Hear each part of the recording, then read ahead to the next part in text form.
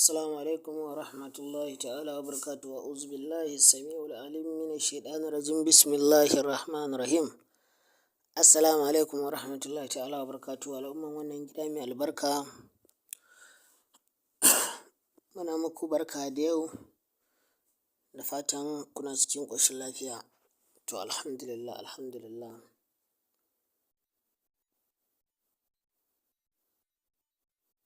Allahumma salli ala sayyidina Muhammad al-Fatih lima ughliqa wal khatim lima sabaq nasirul haqqi bil haqq wal hadi ila siratikal mustaqim wa ala alihi haqqa qadrihi wa miqdarihi al-azim.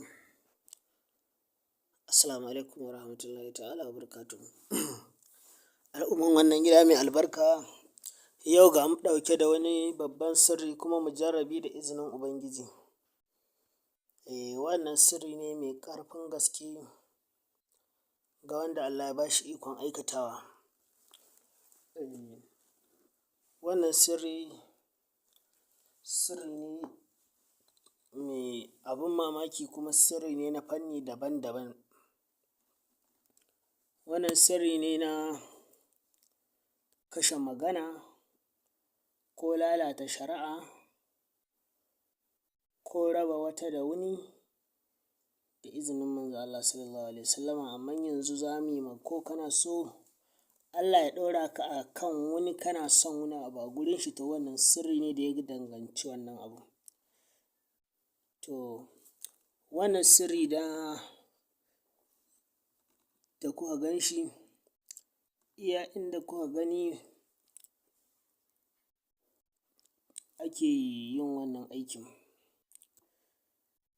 Daga zaran wata fitina ta taso kuma ana so ta mutu cikin gaggawa, ko wata shari'a da ake so ta mutu cikin gaggawa, to shi kenan za a yi wannan rubutu da kan wannan Yasin ɗin har zuwa wannan aya ta ƙarshe, fa aghshaynahum fahum la yubsirun. Za a rubuta a takarda, duk aya sai a sa sunan alƙali in so ake kori shari'a. In kuma rikici ne ake yi, to sunan babba daga cikin rikicin shi za a sa sunan shi da izinin Manzon Allah sallallahu alaihi wasallama. In aka sa sunan shi, sai a yi laya, a ɗaura layan a kan carbi.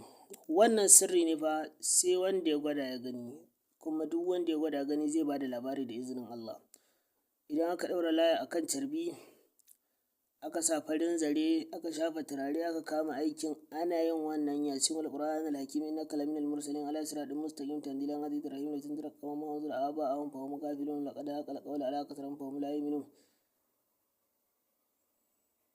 إنا جعلنا في أعناقهم أغلالا وهي إلى الأذقان فهم مقمحون وجعلنا من بين أيديهم سدا ومن خلفهم سدا فأغشيناهم فهم لا يبصرون. أنا jan shi ƙafa 80,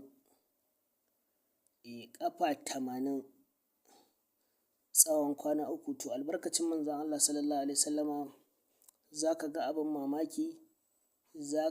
mamaki yanda wannan rikici ko shari'a zai ɗai. Za a kori wannan ƙara. In wata fitina ne kuma za ka ga yadda za ta kwanta.